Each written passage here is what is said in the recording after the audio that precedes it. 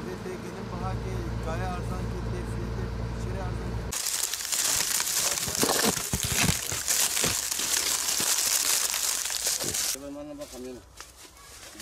o zaman varım harım.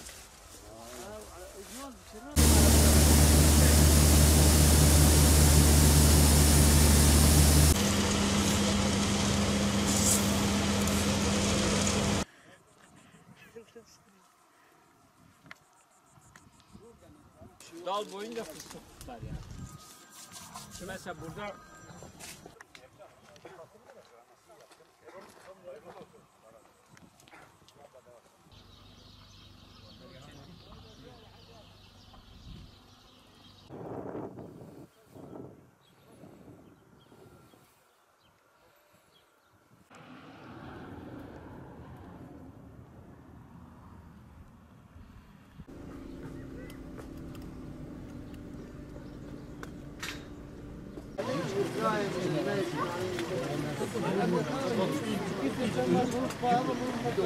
...2020 yılının sonuna gelinirken yaptığımız faaliyetler, çiftçilerimizle olan söyleşilerimiz ve çiftçilerimizin geri dönüşümleriyle ilgili çok güzel sonuçlar elde ettik. Bunlar nelerdi? Çiftçilerimiz genellikle de fıstık, buğday, mercimek konusundaki hasatları, bunlar hem rekorta konusundaki beklentileri, elde ettikleri sonuçlar kendilerini de bizleri de sevindirmiştir. Bizler de bu konudaki gayretlerimiz, 2020 yılındaki gayretlerimiz devam etmektedir ve yanlarında da bulunmaya çalışıyoruz. 2020 yılında özellikle de fıstık alanında iyi bir rekorta elde ettik.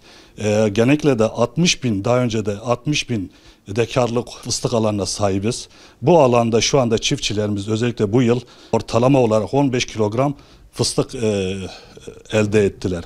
Ve bunun yanında bu fıstık üretimi özellikle çiftçilerimizin yüzünü güldürmüştür ve bu konudaki talepler de bize daha çok gelmeye başlamıştır. Şu anda özellikle Mısır'da olsun, diğer ürünlerde de olsun, Güneydoğu olarak hatta Batman ili olarak Türkiye ortalaması üzerinde bir ortalama elde ettiğimize inanıyoruz. Burada da biz il müdürlüğü olarak özellikle de bu üretimin artması ve çiftçimizin böyle yüzünü gülmesi için faaliyetlerde bulundu. Bu faaliyetlerimiz özellikle de ben göreve geldiğimden beri ifade etmek istediğim bir ay 5 yıldız şiarıyla biz faaliyetlerimizi devam ettiriyoruz. 2020 yılında özellikle de ilçeler bazında bu Sason ilçemiz olsun, Kozluk ilçemiz olsun, Beşir ilçemiz, Hasankeyf, Gercü ilçemiz ve merkez olmak üzere çok faaliyetlerde bulunduk. Bunlardan örnek vermek gerekirse Sason ilçemizde 110 aileye ipek böcekçiliği projesi bu tamamlandı. Bunun yanında çilek pazarlaması konusunda kendilerine gerekli yardımlar yapılmaya başlandı. Kozluk ilçemizde özellikle kadın üreticilerimizden bu tarımsal girdilerden faydalanması için böğürtlendir, her derder dava sarımsak projeleri şu anda da devam ediyor. İyi bir de sonuç elde ettik. Bunun yanında da özellikle Batman merkezde seracılık, Zorköy, Balpınar, Seygilga tarafında gelişmektedir. Biz de orada valimizin katkılarıyla 30 çiftçimize naylon dağıtımı yapıldı. Bunun yanında da şu anda 2020 yılında tamamlamak üzere 21 dekar alanda çardak üzüm projemiz devam ediyor. Şu anda da Gercüş ve Kozluk ilçemizde 21 dekar alanda bir çardakta üzüm projemiz olacak ve devam ediyor. 21 dekar alan olarak belirlediğimiz Gercüş ve Kozluk ilçemizdeki çardakta üzüm projesiyle birim alanda elde edilen üzümün hatta 10 katına çıkacağı tahmin edilerek şu anda bu projeye başlanıldı. Bunun yanında il müdürlüğü olarak da 2020 yılında tarımsal faaliyetlerin yanında hayvancılık ve gıda yem üzerinde de faaliyetlerimiz devam etti ve devam ediyor. Şu anda hayvancılık konusunda özellikle de destek konusunda 24 milyon TL bir yardım il bazında, bitkisel üretim konusunda da 38 milyon yapıldı. Biz gıda denetimlerimize de özellikle bu pandemi dönemi çok önemliydi. Buna önem verdik ve şu anda da devam ediyoruz. Şu ana kadar 2594 işletme denetlendi. 2020 faaliyetlerimizden sonra özellikle 2021 yılında bu hedefleri daha ileriye götürmek için yeni projeler yapmaya başladık.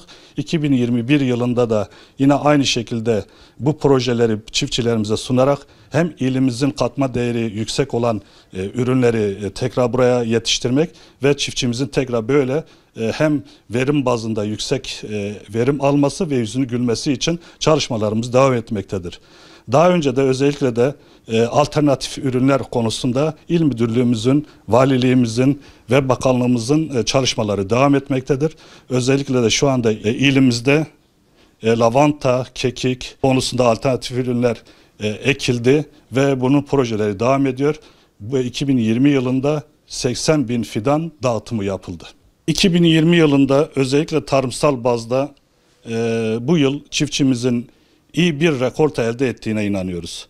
Özellikle de daha başta da ifade ettim, fıstık, buğday, mısır konusunda Türkiye ortalaması üzerinde olacağımıza inanıyoruz. Bu konuda da çiftçilerimizin yüzü güldüğünü gördük.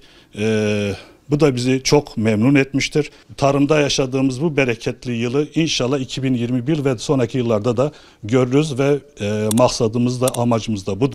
İnşallah böyle de devam eder.